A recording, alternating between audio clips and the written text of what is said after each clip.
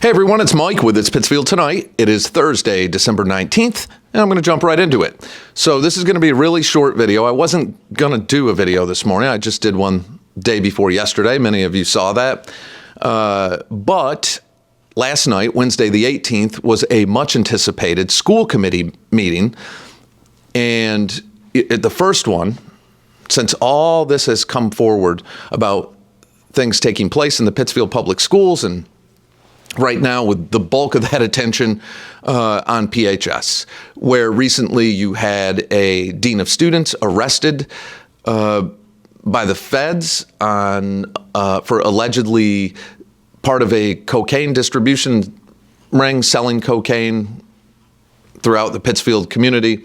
A vice principal also on leave right now while there's an investigation into her by DCF and the FBI for allegedly having inappropriate conduct with students.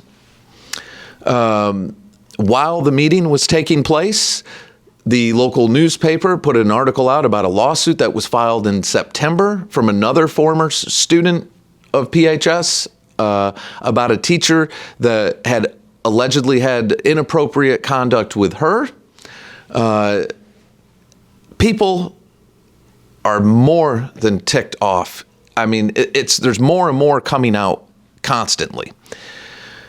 So this meeting was a chance when you have a community in crisis and people upset. That's when a leader has to stand up, right? That's when you need leadership. Sometimes leadership has to take it on the chin, whatever they have to do, but they are there to defuse the situation, to get things calm, take control, and get to the bottom of what is happening. That's what people want. They want answers. They want to vent. They want to be heard. They want their concerns heard.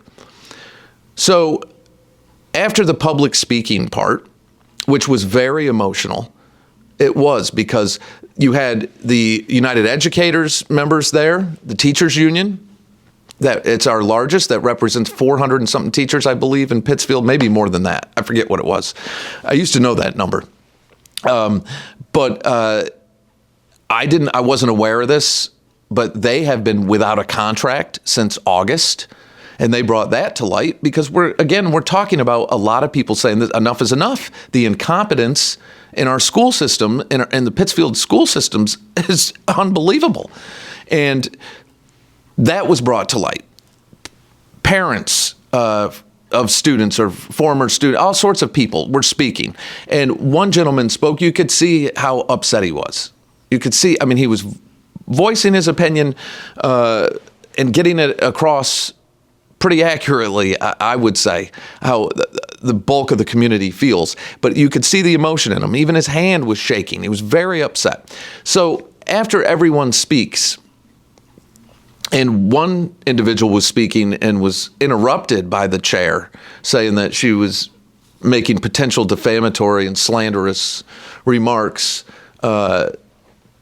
Anyway, that was weird to me when the way that took place. But she finished speaking, and then it got to the members of the school committee speaking.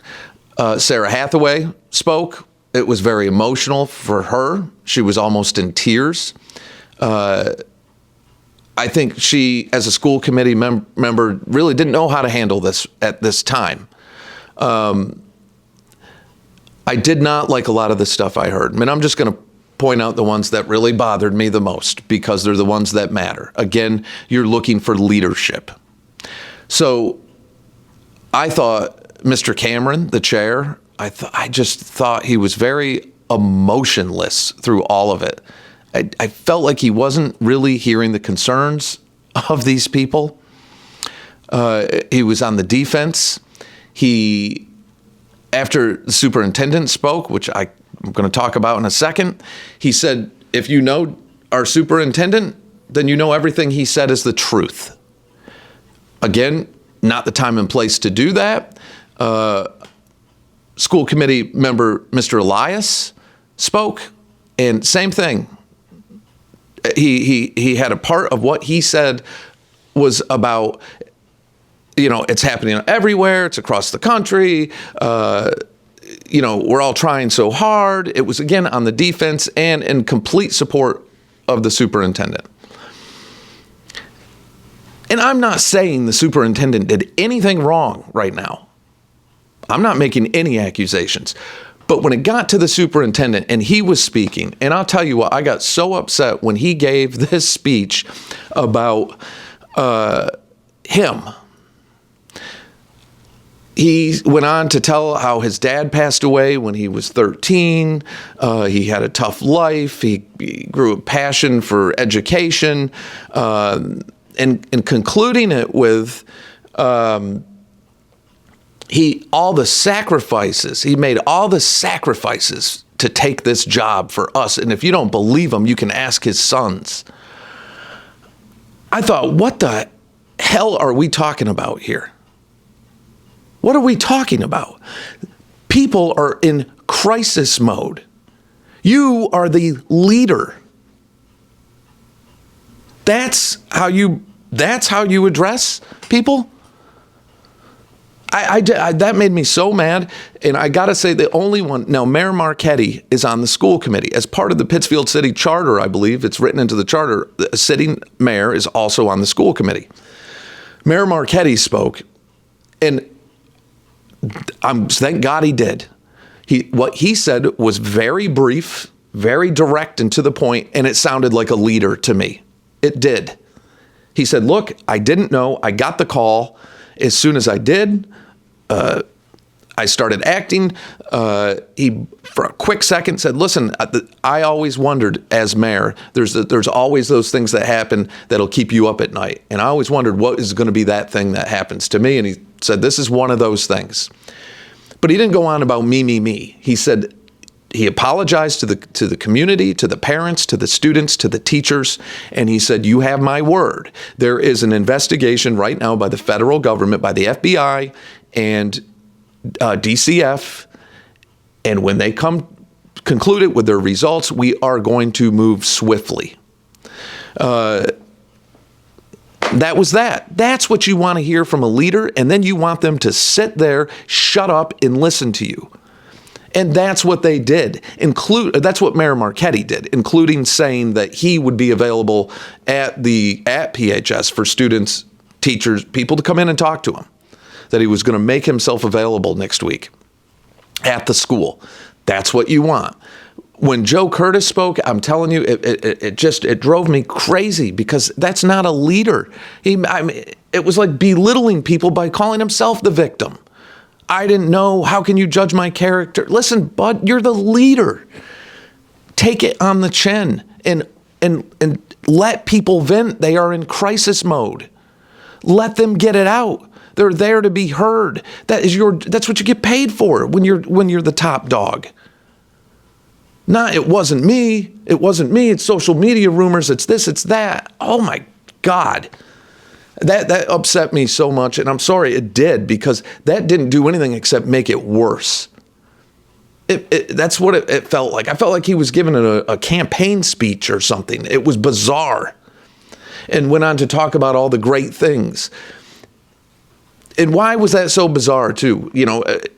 I'll give you an analogy on it. You're going to a wake, right? And you walk in, and there's family members and friends sitting there, sad, mourning, some reminiscing, some very upset, wondering what happened. Maybe something tragic happened to somebody, and it was a completely unexpected death, something like that. You look up, there's the family up there receiving visitors, obviously seriously distraught. Are you going to start talking about all the horrible things that happened to you in your life? You think this is bad. When I was a little kid, this happened to me. When people are in crisis mode, they're in crisis mode. And these allegations are so serious, and you could see the emotion on people in that audience and people that spoke. They're in crisis mode, and they're angry, they're frustrated. And that's when leadership has to stand up, take it on the chin, and do their job. Thank God the mayor was there. I'm telling you, I mean that. I thought the way he handled it was exactly how it should be handled. And I thought the way that the superintendent spoke was so out of line and inappropriate that he made it about him and the sacrifices he's made. And if anybody thinks he's done anything, and how dare you about me.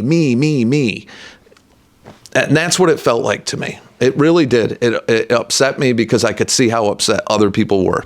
So that's it. All right, that's it. That was the meeting. If you haven't watched it, check it out. It's on Pittsfield, PCTV's, Pittsfield Community Television's Facebook page. You can watch it there. It's the last thing posted, so it's the easiest spot to access it right now. And that's it. To the people that watch that meeting, I'd love to hear what you have to say. And I hope we get to the bottom of this. I think that we're just at the tip of the iceberg, though. I think this might end up turning into who knows what. But yeah. All right. So that's it. Be good to yourselves. Be good to each other. Support our kids. Support our teachers. Support all the people that matter, because this is an administrative problem. And we need to support that part of the community now more than ever. It's in crisis mode. So we have to be there for each other, but we need answers. The community needs answers. So, all right, that's it. I can keep going.